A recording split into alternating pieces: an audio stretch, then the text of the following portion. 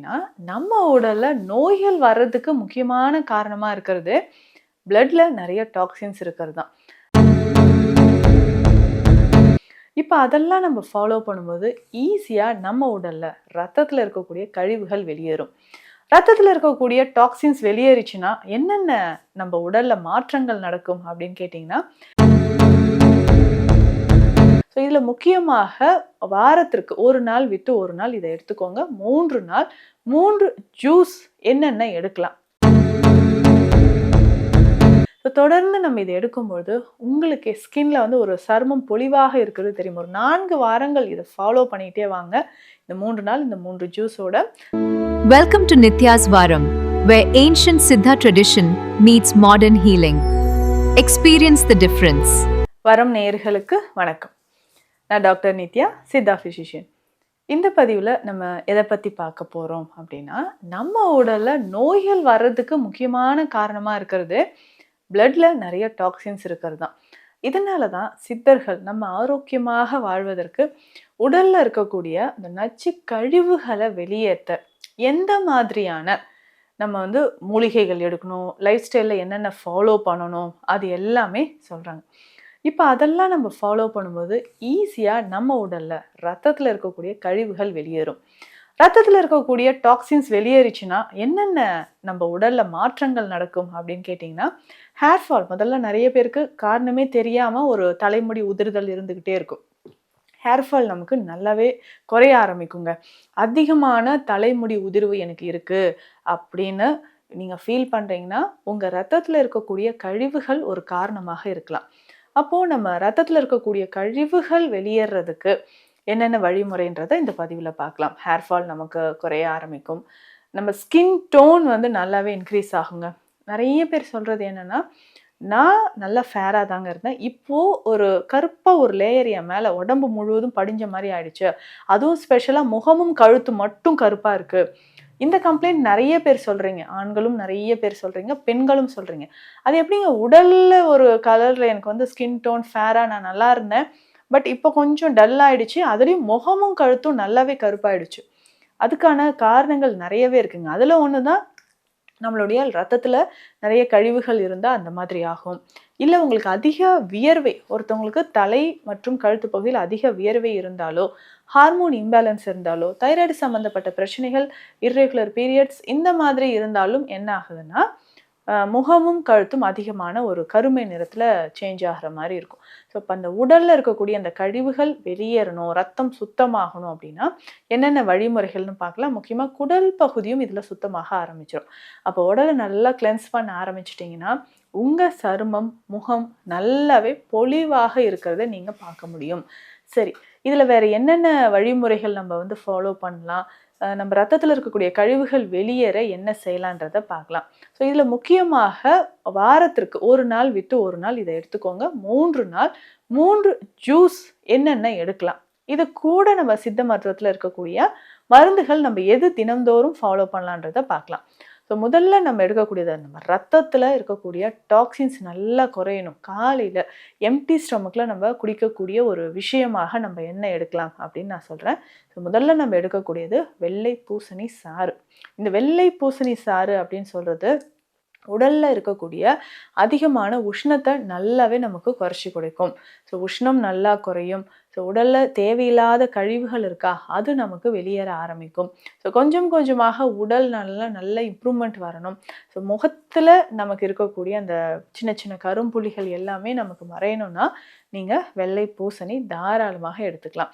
So நல்லா ஒரு நல்லா ஒரு சின்ன துண்டு அளவுக்கு வெள்ளை பூசணி, அதை ஸ்கின்னை ரிமூவ் பண்ணிவிட்டு சின்ன சின்ன பீசஸாக கட் பண்ணிக்கோங்க.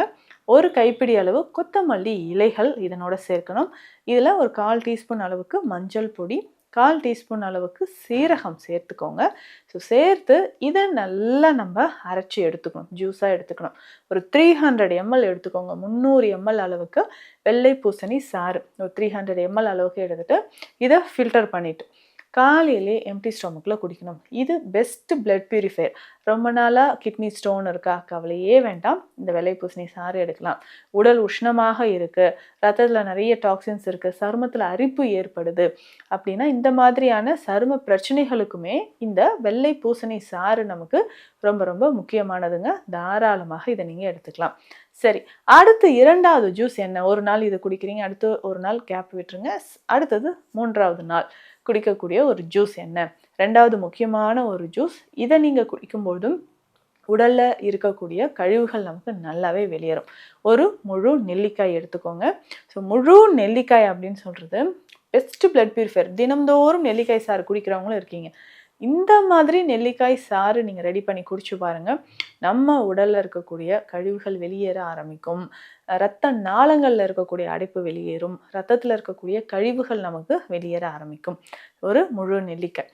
இதனோட என்னன்னா பாதி அளவுக்கு வெள்ளரிக்காயும் எடுத்துக்கோங்க. வெள்ளரிக்காய் அப்படின்னு சொல்றது நல்ல ஒரு குளிர்ச்சித்தன்மை இருக்கக்கூடியது. உடல்ல எந்த வகையான கழிவுகள் இருந்தாலும் நமக்கு வெளியேற்றுவதற்கும் உடல் குளிர்ச்சியாவதற்கும் இது ரொம்ப ரொம்ப யூஸ்ஃபுல்லாக இருக்கும். ஸோ இது 2ம் எடுத்துக்கோங்க. இதனுடையும் ஒரு 1/2 ஸ்பூன் அளவுக்கு மஞ்சள் பொடி, சீரகம் ஒரு 1/2 ஸ்பூன் சேர்த்து இதை நல்லா ஜூஸாக ரெடி பண்ணிக்கோங்க. ஸோ முடிஞ்ச அளவுக்கு இதை ஃபைனாக ரொம்ப ஃபில்டர் பண்ணாமல் அதில் இருக்கக்கூடிய அந்த பல்ப் கொஞ்சம் இருக்குது பார்த்தீங்களா, அதையும் சேர்த்து முடிஞ்ச அளவுக்கு குடிக்க பாருங்கள். ஸோ அப்படி நம்ம எடுக்கும்பொழுது முழுவதுமான அதில் இருக்கக்கூடிய ஃபைபர் நம்ம உடலில் சேர ஆரம்பிச்சிடும். ஸோ ஃபைபர் உடலில் சேர்ந்துச்சுன்னா நம்ம உடலில் இருக்கக்கூடிய முழு கழிவுகளும் நமக்கு நல்லா வெளியேற ஆரம்பிச்சிருங்க. ஸோ கழிவுகள் வெளியேற வெளியேற ரத்தமும் நமக்கு நல்லாவே பியூரிஃபை ஆக ஆரம்பிச்சிடும். ஸோ ரெகுலராக இதை ஃபாலோ பண்ணிக்கோங்க.